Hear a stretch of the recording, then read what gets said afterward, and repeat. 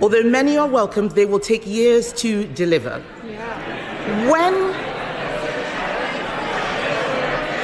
When a policy is good for growth, the answer is yes. If it's not, the answer is no. This morning, the Chancellor embraced a series of Conservative policies. Mr. Speaker, when Conservatives left office, we had the fastest economic growth in the G7. But what is the government doing for growth now? He doesn't know what's going on in here or out there. Starmer's biting accusation echoed through the Commons today. But does the Labour leader's own economic narrative hold water? It's destroying it. Let's look at the employment bill. The government's own figures say it will cost business £5 billion a year. It clearly fails the Prime Minister's growth test. From G7 growth claims to dire warnings about the employment bill, we're fact-checking every statement.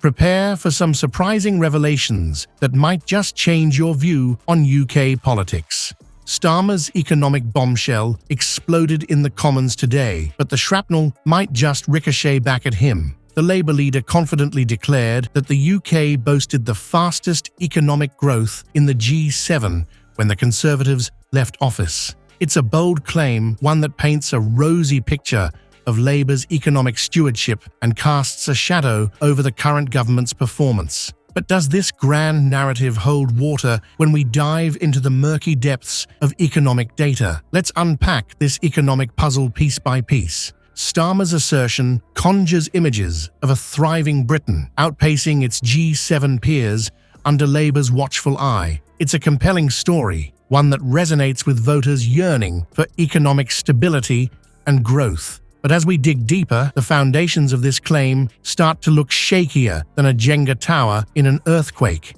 Enter the Office for National Statistics, the UK's official number cruncher. Their figures tell a rather different tale, one that doesn't quite align with Starmer's triumphant narrative. It's like watching a magic trick in reverse. The more we examine the data, the less magical Labour's economic success appears. GDP growth, employment rates, inflation, these aren't just dry statistics. They're the vital signs of our economic health. But she asked what we're doing. The ONS say we've got the highest investment for 19 years. PwC, second best place to invest in the world. And they're sending mixed signals. Some indicators support Starmer's rosy view, while others paint a picture that's more Jackson Pollock than Monet, chaotic, complex, and open to interpretation. As the debate rages on, economists are weighing in, and their opinions are about as unified as a group of cats herding themselves. Some back Starmer's interpretation, praising Labour's economic management. Others argue that he's cherry-picking data faster than a hungry toddler in an orchard. The truth, as always, seems to be lurking somewhere in the shadows between these opposing views. But here's where it gets really interesting. Even if we accept Starmer's G7 growth claim at face value, context is king. Was Labour's economic success a result of their policies, or were they simply riding a global economic wave? It's like claiming credit for a sunny day. Impressive until you realize you don't control the weather. As we peel back the layers of this economic onion, the truth behind Starmer's G7 growth claim starts to emerge. And let's just say, it's not quite the slam dunk he presented in the Commons. It's more like a contested three-pointer. It might count, but it's definitely going to the replay booth for review. Just when we thought we'd unraveled Starmer's economic claims, the plot thickens with a new twist. The Labour leader has lobbed another grenade into the political arena, this time targeting the government's employment bill. According to Starmer, this piece of legislation is set to cost businesses a staggering £5 billion a year. It's a claim that sent shockwaves through the Commons and beyond, leaving us to wonder, is this the death knell for UK business growth, or is there more to this story than meets the eye? The Federation of Small Businesses has sounded the alarm, reporting that a whopping 92% of small employers are losing sleep over this bill. It's easy to see why. On the surface, clauses 1 through 6 seem to throw a spanner in the works for businesses looking to hire new employees. Young job seekers, in particular, might find themselves caught in the crossfire, their first step onto the career ladder suddenly looking more like a treacherous climb. But hold on a minute. Didn't we just learn that Starmer's previous economic assertions were shakier than a politician's promise? Before we take this £5 billion figure at face value, let's dig a little deeper. After all, in the world of political theatre, things are rarely as straightforward as they seem. Enter the Prime Minister, stage right, with a rebuttal that's got more spin than a cricket ball. Good work rights are consistent with growth, he declares, painting a picture of a bill that's not just good for workers, but a boon for business too. It's a bold claim, one that flies in the face of the doom and gloom predictions we've been hearing. But is it just another political sleight of hand, or could there be some substance behind the rhetoric? Critics aren't buying it. They've dubbed the bill an adventure playground for lawyers, conjuring images of businesses trapped in a legal labyrinth, hemorrhaging money on litigation instead of investing in growth. It's a vivid and alarming picture, one that's sure to keep many a business owner up at night. But let's zoom out for a moment and look at the bigger picture. How do these proposed regulations stack up against our international competitors? While countries like the US and Argentina are rolling out the red carpet for businesses with deregulation, the UK seems to be heading in the opposite direction. It's a stark contrast that raises some uncomfortable questions about our global competitiveness. As we wade through this quagmire of conflicting claims and counterclaims, one thing becomes clear. The truth is as elusive as ever. Is the employment bill a necessary step towards protecting workers' rights, or a bureaucratic albatross around the neck of British business? The answer, as always in politics, is probably somewhere in the murky middle.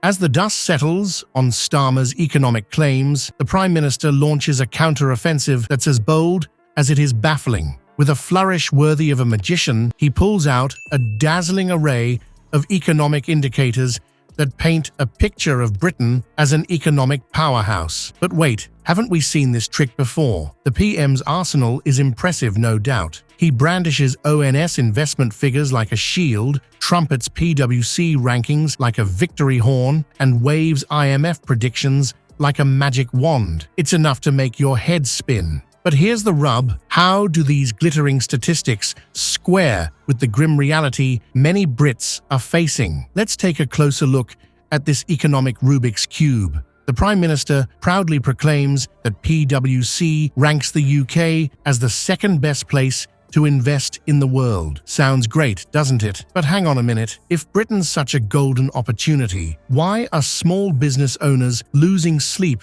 over the employment bill? It's like being told you're living in a 5-star hotel while the roof's leaking on your head. And what about those IMF predictions? They're about as reliable as a weather forecast for next Christmas. Economic forecasting is a notoriously tricky business, and even the experts get it wrong more often than they'd like to admit. So when the PM waves these predictions around like a winning lottery ticket, it's worth taking them with a pinch of salt, or maybe the whole shaker. But here's where it gets really interesting. The Prime Minister insists that good work rights are consistent with growth. It's a nice sentiment, but it's left many wondering if he's living in the same economic reality as the rest of us. With 92% of small employers fretting over the employment bill, it seems the PM's rose-tinted glasses might need a good clean. And let's not forget the global context. While the UK government is busy expanding trade union powers, our competitors are rolling out the red carpet for businesses. It's like we're playing economic chess, while the rest of the world has moved on to 3D checkers. As the debate rages on, a new question emerges. Who's really anti-growth? The Prime Minister claims the economy is built by entrepreneurs, not government. But isn't that a bit like saying a garden grows itself without the gardener? Government policies shape the economic landscape as surely as a gardener shapes their flower beds. So, where does this leave us? With more questions than answers, that's for sure. The Prime Minister's defense of the UK economy is as robust as it is contradictory. It's a bit like trying to solve a jigsaw puzzle where half the pieces are from a different box. As the economic debate rages on, a curious pattern emerges. Both Starmer and the Prime Minister claim to hold the key to Britain's economic prosperity, yet their visions couldn't be more different. It's like watching two chefs argue over the best recipe for success, each convinced their ingredients are superior. But what if they're both missing a crucial element? Starmer's accusation that the government is anti-growth has sent shockwaves through Westminster. He paints a picture of a Conservative Party strangling the economy with red tape, particularly targeting the contentious employment bill. This is an unemployment bill, Starmer declares, arguing that it will deter businesses from hiring, especially young people looking for their first job.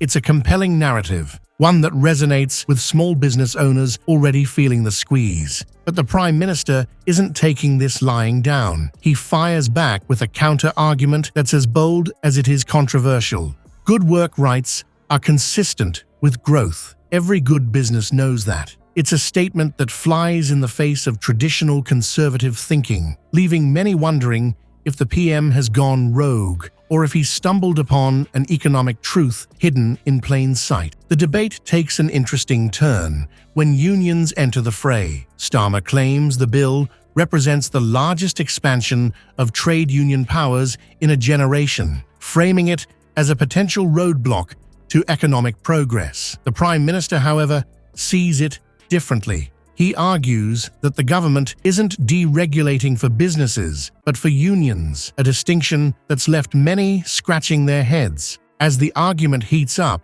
international comparisons are thrown into the mix. Starmer points to countries like the US and Argentina, where deregulation is seen as the golden ticket to economic growth. It's a stark contrast to the UK's current trajectory, and one that Starmer uses to bolster his case. But is this comparison fair? Are we comparing apples to oranges? The Prime Minister, not to be outdone, doubles down on his position. The economy is built by entrepreneurs, he asserts.